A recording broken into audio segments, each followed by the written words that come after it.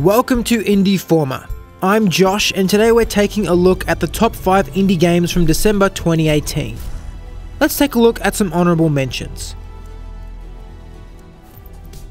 This game is currently a test demo on Steam. Gizmo has been created by 2 people over 3 years because they want to test their hand at game making. It's very similar to Crash Bandicoot, but in the style of Ratchet and Clank. Can't hurt to spend 30 minutes with this demo. From the team behind Garry's Mod and Rust, we now have Clatter. Create and command your own customizable squads of fighting robots in this turn-based arena tactics game.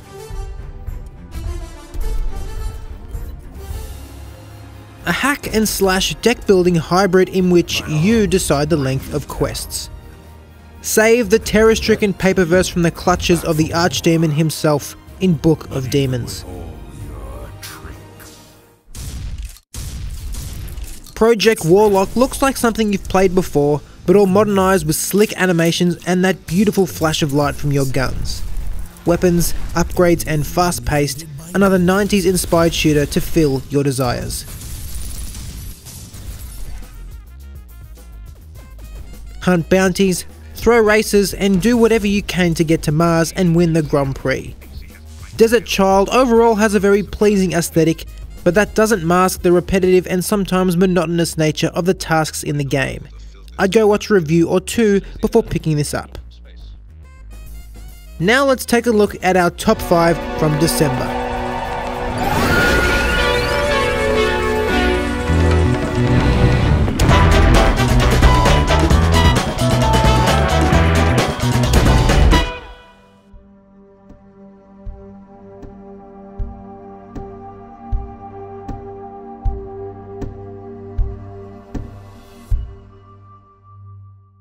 This has been a game on my radar for a very long time. The last time I got to play this was at PAX Oz 2016, so it's been in development for a while. It caught my attention mainly because of the aesthetic and atmosphere of the environment. Below finally released this December, but to many people's disappointment. This is a very particular kind of game and is touching on the more real side. What I mean is that it takes everything quite literally. You have several depleting bars to manage: hunger, thirst, gem and cold. You'll need to find food and water so you don't die, gems to power your lantern so you can see, and fires to keep you warm. There's a lot of management going on in this roguelite, and as mentioned, it's very particular to a certain playstyle. That being said, if you enjoy management and a good challenge, then below might be a good choice. There's going to be a lot of deaths and planning to make sure that you don't die the same way again. There's no hand-holding or tutorials, and if you're the impatient type, don't get this game. It's going to test it to the max. Its art style makes you feel distant, alone and cold, which is exactly the kind of foreboding nature this game needs. I'd stay on the cautious side not because of the game's quality, but because it's so particular that you may want to watch some gameplay first. You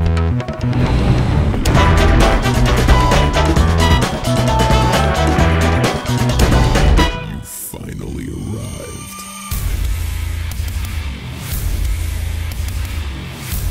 If you're still longing for the shooters of the 90s to return, wait no longer.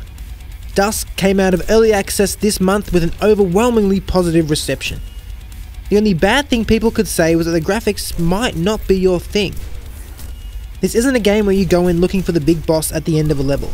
It's everything in between. Actually, the bosses are pretty much just big bullet munchers and take time to kill. The levels are where this game shines. With specifically designed areas so you don't get lost, to secrets, to mind-puzzling level changes, Dusk has been well designed. As Destructoid said, it's all action, no filler. It'll take about 4 hours to complete, with every second being unique. Dusk has multiplayer aspects, although it's not the crux of this game and probably won't give you the multiplayer fix you're looking for. But this game is still being worked on and updated, so one day it might. I love the concept of this game. It shows that fancy graphics and loot boxes still aren't needed to create a game that people love. Minimalist graphics paired with well-designed gameplay is all you need. If Shovel Knight is to NES, then Dusk is to 90s FPSs.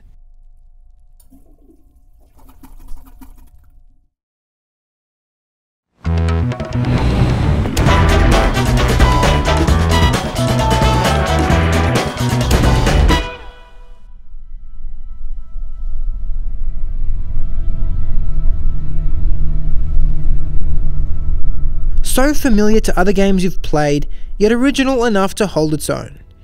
If you're going to replicate a game like Dark Souls, then do it as Ashen has done. It's pretty much everything that Dark Souls is: the combat, the potions, even the level design. But one thing Ashen has over other Souls-likes is that it does everything extremely well. The combat is fluid, the enemies are balanced, and its explorative world is a joy to wander. As you've probably already noticed, Ashen sets itself apart in its visuals. As it is with many indies releasing now, minimalistic is the style of choice, and Ashen has taken it as far as having no facial features except for the hair on its characters. Along with this, when playing online, your companions have the chance to be real players. The game doesn't let you know, and there's no indication other than how the companion acts, all slipping into its minimal aesthetic. Although Ashen borrows so much from Dark Souls, it does just enough to set itself apart, and it's far better seeing a game well executed than just a tacky copy and paste. It's currently a PC exclusive on the Epic Games Store through December 2019. You can also pick it up for Xbox.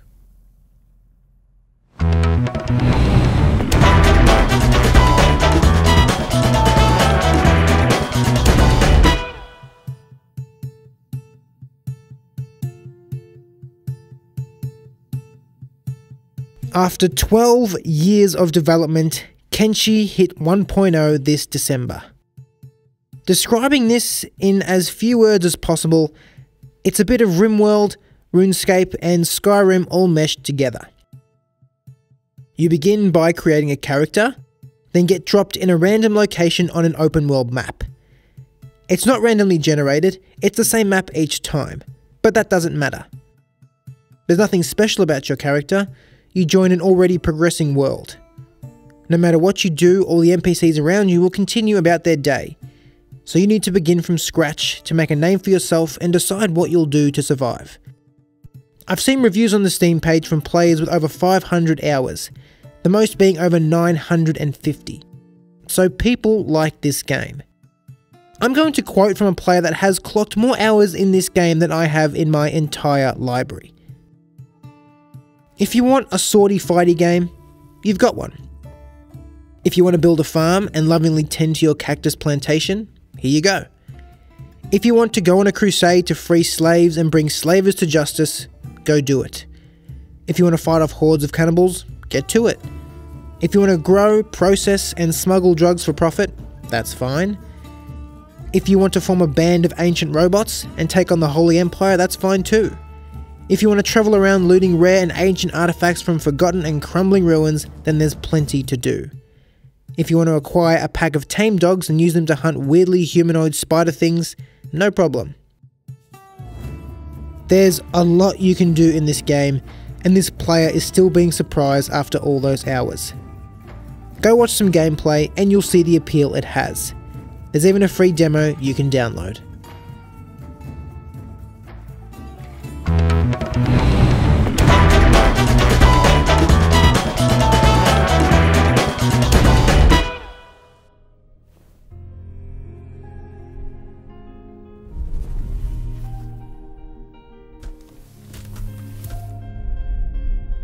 What happens when two former Ubisoft developers meet an artist at a party?